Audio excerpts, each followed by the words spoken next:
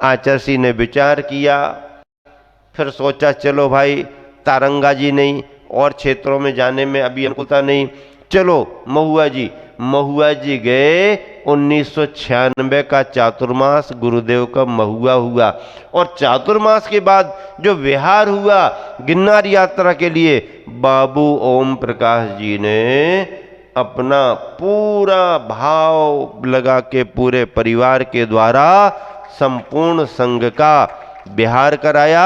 गिरनार यात्रा ही नहीं की, जितने जितने क्षेत्रों की पालिताना आदि वंदना की, आचार्य की वंदना कराई। और चातुर्मास में उन्होंने क्या किया, 1996 समाज वहां कम थी, आह्वान कर दिया सभी लोग अपने अपने आए, चौके लगाएं, सारी फैसिलिटी आपके लिए दी जाएगी, और जितनी भी सुविधाएं दे सकते सारी सुविधाएं दे दी, आप तो आइएगा और चौका लगा करके धर्म ध्यान करिएगा। इतना बड़ा उदारता का परिचय बाबू ओम प्रकाश जी ने दिया। उन जैसे आज भी श्रावक श्रेष्ठी अनेक हैं, ढेर सारे हैं जिनके नामोल्लेख किए जा सकते हैं। इन सभी के परिणामों में जब लगाव, श्रद्धा और समर्पण का भाव आता है तो इसी तरह के बड़े बड़े सहयोग जिन शासन की प्रभावना के लिए किए जाते हैं। बंधुओं, आप सभी इन बिंदुओं को जो सुन रहे हैं, ये सामान्य बिंदु नहीं है, भगवान की भक्ति से जुड़े हुए बिंदु और आपके परिणामों की निर्मलता से जुड़े हुए बिंदु हैं।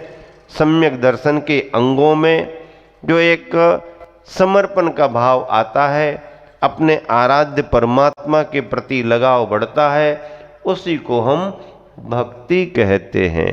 और भक्ति की जब अवस्था आती है तो अपने भावों में, अपने चेहरे पर प्रसन्नता का भाव आता है, सेवा सहयोग का भाव आता है, और भजन भक्ति का भी भाव आता है।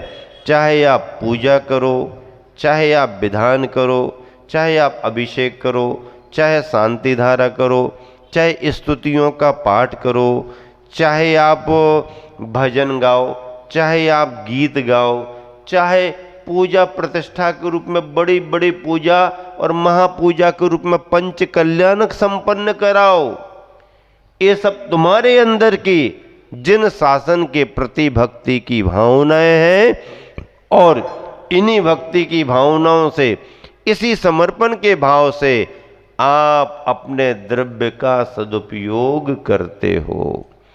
परिग्रह के प्रति मोह तो सभी को होता है, हाँ, छूटता नहीं है, मुश्किल से इकट्ठा हो पाता है, मोह भावों से जोड़ करके रखता है, लेकिन जब धर्म के भाव आते हैं तो उसका महत्व समझ करके अपने द्रव्य का सदुपयोग करने के लिए व्यक्ति निर्मोही भाव रखता है, उदारता का भाव रखता है, दान देने का भाव रखता है, सहयोग करने का भाव रखता है, और यही भाव व्यक्ति को महान बनाने वाला माना गया है। ज्ञानियों में और दानियों में अंतर हो सकता है, लेकिन भक्तों की भावनाओं में अंतर नहीं होता है। ज्ञानियों में अंतर हो सकता है, किसका ज्ञान कितना है, किसका कितना कम है। दानियों में अंतर हो सकता है, तुमने कितना दिया, हमने कितना दिया। ज्ञानियों और दानियों में तो अंतर हो सकता है, लेकिन भगवान की भक्ति करने वालों में कोई अंतर नहीं है। जिन भावनाओं से सम्राट श्रेणिक भक्ति कर रहा है, समूह शरण में जाने वाला मेंढक भी वैसी भावनाओं से भक्ति कर सकता है। और सुना था एक बहुत भक्ति करता है, लेकिन कहीं कोई चर्चा ही नहीं होती। उसके पास जाके उसने पूछा, फरिश्ते ने रात में उसे उठाया, मैं भगवान के भक्तों की लिस्ट तैयार करने के लिए धरती पर आया हूँ, मैंने आपके बारे में सुना है, क्या आपका नाम भगवान के भक्तों में लिख दूं? आश्चर्यचकित हो गया, मेरा नाम किसने बता दिया, मैंने तो आज तक कोई चर्चा ही नहीं की, बड़े बड़े भक्त हैं, उनके सामने मेरा नाम कहाँ? तो उसने कहा, नहीं नहीं, आपको गलत जानकारी दी गई है, मैं कहाँ भगवान का भक्त हो सकता हूँ? मुझसे बड़े बड़े भगवान के भक्त हैं जो भक्ति करते हैं। नहीं नहीं, आपका नाम सुना है, क्या लिख दूं? भगवान के भक्तों में आपका नाम लिख दूं? तो उसने विचार करके कहा, नहीं, आप भगवान के भक्तों में मेरा नाम ना लिखें। अगर भगवान के भक्तों की लिस्ट बन रही हो, क्या अगर भगवान के भक्तों की लिस्ट बन रही हो तो उसमें मेरा नाम अवश्य लिख दें। इतना सुन करके वो चला गया और जब अगले दिन लिस्ट बन करके सबके सामने रखी गई तो उसमें उसका नाम सबसे ऊपर था। आश्चर्यचकित होकर के उसने कहा, मैंने तो भगवान के भक्तों की लिस्ट में नाम लिखने को कहा था, आपने इसमें क्यों लिखा? उसने कहा, जिसके परिणाम इतने निर्मल होते हैं वही भगवान का सच्चा भक्त बन पाता है। भगवान की पूजा करो तो अपने अंदर की पूजा होती है। भगवान कौन है? निराकार हो गए, शुद्ध हो गए, अब आंखों से दिखाई नहीं देते, सिद्धालय में जाकर के विराजमान है। अब उनकी आराधना करने में क्या होता है? हे निराकार, जब तुम्हें दिया आकार, वो तो निराकार भगवान है, उनको हमने यहाँ पर आकार दिया, कागज पर बनाए, पत्थर पर बनाए, धातु में बनाए। हे निराकार, जब तुम्हें दिया आकार स्वयं साकार हो गया। आपका आकार हमने बनाया तो अपने अंदर का आकार साकार हो गया। हे निराकार, जब तुम्हें दिया आकार स्वयं साकार हो गया। बना रहा था बहुत दिनों से मूर्ति तुम्हारी, बना रहा था बहुत दिनों से मूर्ति तुम्हारी, आज हुई पूरी तो मैंने सकल स्वयं अपनी ही देखी। क्या? बहुत दिनों से बना रहा था मूर्ति तुम्हारी, आज हुई पूरी तो मैंने सकल स्वयं अपनी ही देखी। मूर्ति बनी, सकल अपनी दिखी। इससे भी बढ़कर के काम कर गई पूजन बेला। अब जब पूजा करने के लिए बैठे, इससे भी बढ़कर के काम कर गई पूजन बेला। जब चला चढ़ाने अर्घ, जब चला चढ़ाने अर्घ, स्वयं तो मेरा ही श्रृंगार हो गया, मेरा ही श्रृंगार हो गया। हे निराकार, जब तुम्हें दिया आकार स्वयं साकार हो गया। बहुत दिनों से बना रहा था मूर्ति तुम्हारी, अलख अलेखी, ऐसी मूर्ति बना रहा था जो देखने में नहीं आती, जो लिखने में नहीं आती। बना रहा था बहुत दिनों से मूर्ति तुम्हारी, अलख अलेखी, आज हुई पूरी तो मैंने सकल स्वयं अपनी ही देखी। इससे भी बढ़कर के काम कर गई पूजन बेला। जब चला चढ़ाने अर्घ, स्वयं तो मेरा ही श्रृंगार हो गया, मेरा ही श्रृंगार हो गया। निराकार की जब आकार बना करके पूजा करते हैं तो सकल अपनी ही दिख जाती है, और जब अर्घ उनको चढ़ाते हैं तो श्रृंगार अपनी आत्मा का ही हो जाता है। वो तो प्रतीक हैं, परमात्मा जो प्रतीक के हमारे लिए मिले हैं, उन प्रतीक के परमात्मा से हमें अपने अंदर के परमात्मा को जगाना है। यही सच्चा जैन दर्शन है। जैन दर्शन क्या कहता है? अपने आत्मा की पहचान करके परमात्मा बनाओ, यही तुम्हारा मार्ग है। ऐसे मार्ग पर आगे बढ़ते बढ़ते अनेक भक्तों के, अनेक संतों के, अनेक समाज सेवियों के संदर्भ इस मानस में आते हैं और प्रसंगानुसार उनकी चर्चा होती है। सम्राट अकबर के दरबार में एक प्रसिद्ध गायक तानसेन था और बहुत अच्छे तरीके से गा गा करके वह बादशाह अकबर के लिए प्रसन्न किया करता था। अकबर ने एक दिन कहा, तानसेन तुम इतना अच्छा गाते हो, मैं बहुत प्रसन्न हो जाता, खुश हो जाता हूँ। तुम्हारे कोई गुरु भी तो होंगे? हाँ, मेरे गुरु भी हैं। फिर उनका भी तो गायन सुनाओ, आपको चलना पड़ेगा, वो यहाँ नहीं आएंगे। चलो मैं उनके पास चलूँगा। और तानसेन अपने गुरु हरिदास के पास में अकबर के लिए ले गया। जब निवेदन किया गया तो उन्होंने कहा, मैं किसी के निवेदन पर नहीं गाता हूँ, मेरा मन जब होगा तब गाऊंगा। ये मेरा शिष्य तानसेन है जो दरबार में जाकर के गाता रहता है, मैं अभी नहीं, अभी नहीं, अभी नहीं। कुछ दिन उनको प्रतीक्षा करना पड़ी। फिर बाद में कहा ठीक है। और हरिदास जब गाने के लिए बैठे, तमूरा संगीत उन्होंने बजाया, तो बादशाह तो सुन करके दंग रह गया, तन्मय हो गया। फिर उसने कहा, अरे तानसेन, तुम्हारा तो संगीत इनके सामने बेकार है, तुम्हारे गुरु का संगीत तो बहुत गहरा है, तुम्हारा तो बेकार है। तो तानसेन मालूम क्या कहने लगा, हाँ अब आपको समझ में आया, मेरा संगीत मेरे गुरु के सामने फीका ही फीका है। क्यों, क्या बात है, इतने तन्मय होकर के तुमने तो कभी नहीं गाया जितने तन्मय होकर के तुम्हारे गुरु गा रहे हैं।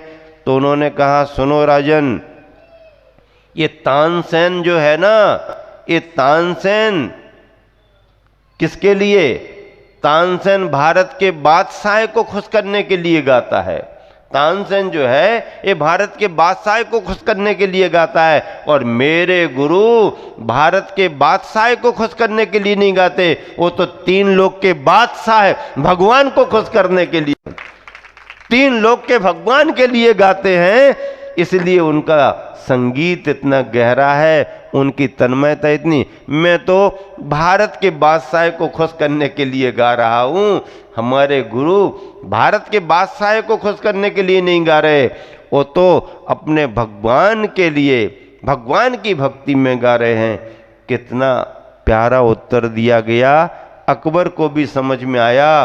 और गुरु के संगीत की गहराई क्योंकि परमात्मा के भावों से जुड़ती है, तो अपने आप उसमें गहरापन आता ही आता है।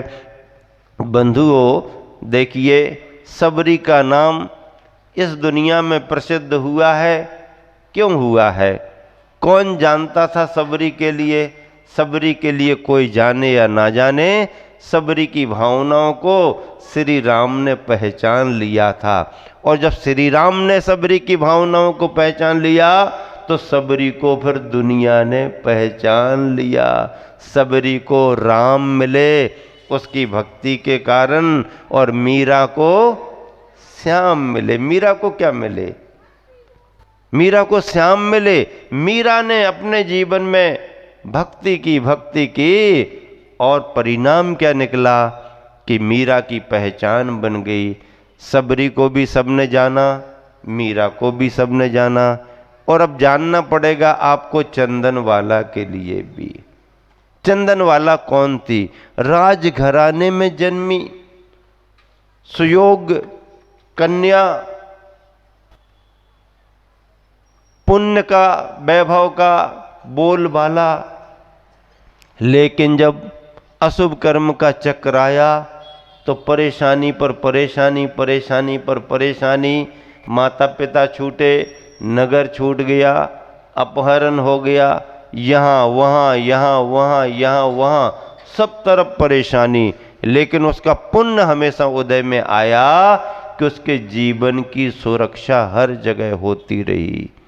ये बाजार जैसी तो नहीं लग रही है, ये तो राजघराने की कन्या है। पता नहीं किस विपत्ति में फंस करके यहाँ पर आ गई होगी।